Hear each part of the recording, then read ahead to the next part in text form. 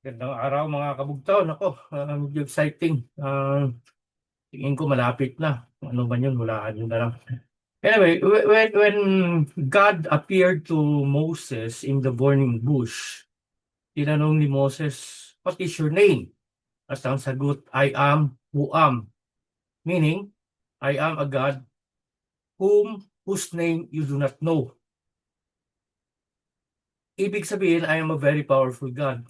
Kasi sa Kabbalistic belief, Kabbalah, no? It's a Jewish esoteric occult.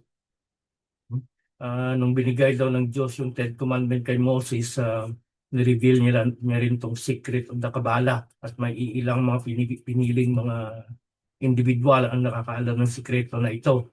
Yung salitang kabal, galing din dyan sa Kabbalah. No? In the Kabbalah kasi, the moment you know the name of a God, kasi dati maraming gods. Ano yan, Sumerian sa Mesopotamian tradition. And the moment you know the name of the angel or a demon, you can control that God. You can control that angel or demon. In fact, yan, ni-reveal din yan kay Solomon. Sa sinulat niyang Guisha, doon andun yung mga pangalan ng mga anghel at saka mga demonyo kasi ginamit ni Solomon yung mga anghel at demonyo to build his temple. Okay? Mga sigil, andun yun, mga pangalan ng mga demonyo. No? So meaning, I am a God whose name you do not know, meaning I'm very powerful, you cannot control me. Kasi kailangan malaman mo yung pangalan ng Diyos, capital letter, small letter D, ng anghel, ng demonyo, para makontrol mo sila. Kahit sa exorcism, tinatanong ng pare, "What is your name, demon?" So usually, siyempre, nagre-resist yan, ayaw sabihin ng demonyo kasi sa oras na malaman ng exorcist na ang pangalan ng demonyo, madali niya nang mapaalis. No? Tulad nung sa panahon ni Jesus, sumagot yung demonyo, "We are legion," meaning we are many. No?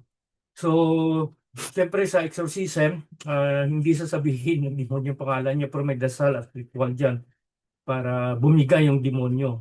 Ang pangalan kasi napaka-importante kung familiar kayo sa numerology. No? Ngayon, inaugnay ko to sa mga trillion peso mark. Itong sa mga rally naman, may mga rallyista na walang pangalan. No? May tatlong grupo ako nakikita eh. Una itong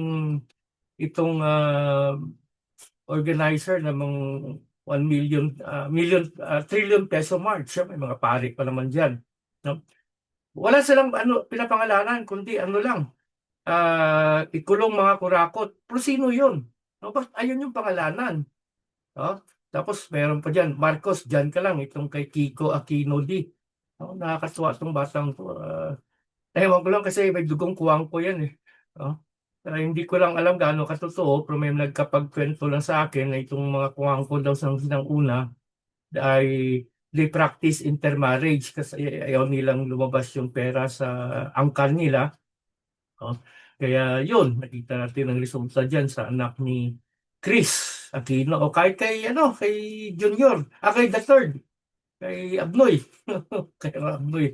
He was, he was suffering from Asperger syndrome. It's a sort of autism. So, hindi ko alam kung gaano katotoo yan. Itong mga kuwang ko na to ay medyo may dugong Abnoy. No? Pero medyo problematic na itong si Aquino D. No? Wala silang pinapangalanan. No? Pangalawang grupo naman nakita ko, may pangalan, Marcos, kaya lang kasama si Sara.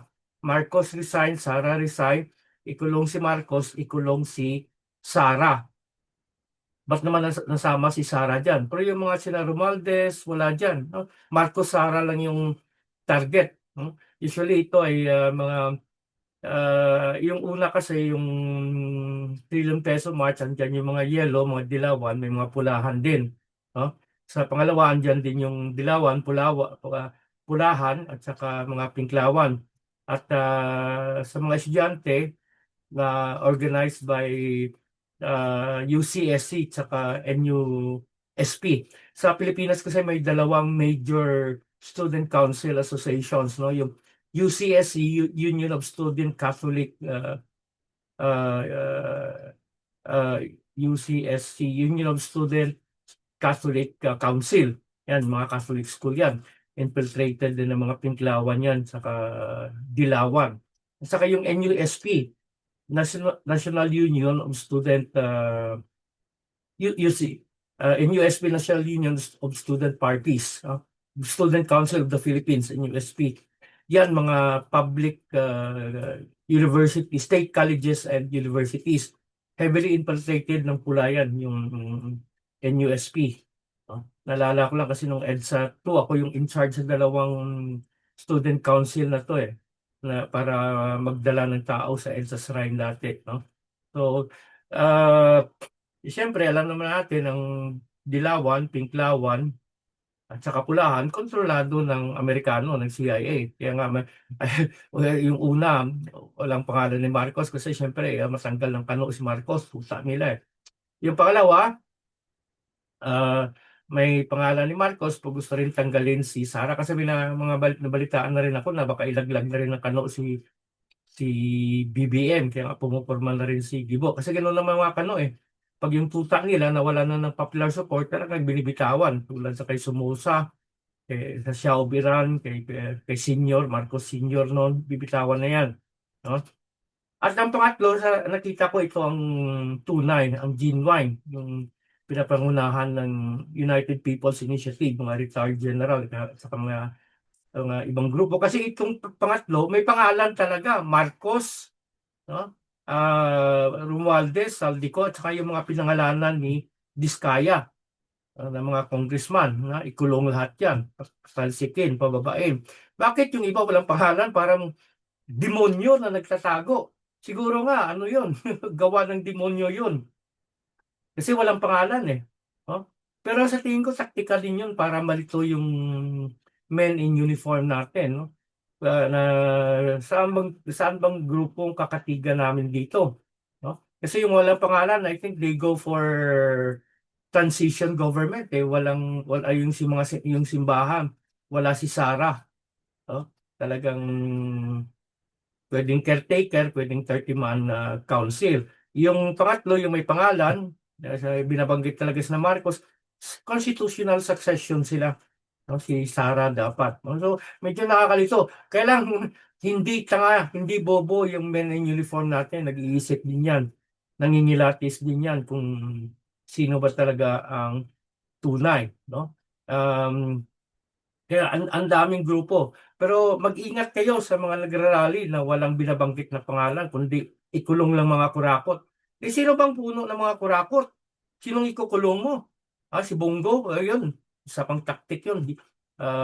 Nililihis nila ang issue. Ang pinapalabas ngayon sila Bongo, sila Bato, sila Sara, at saka yung iba pang senador. Hindi naman yan ang issue. At bakit sa ICI? Walang pangalan ni Romualdez na kakasuhan. Mahalaga ang pangalan. No? The moment the name are exposed, the people are also exposed. So mag-ingat tayo doon sa mga nagrarally na walang binabanggit na mga pangalan. Gawain yon ng demonyo. Kasi sa mga exorcist nga, tinatanong yung na-possess, what is your name, demon?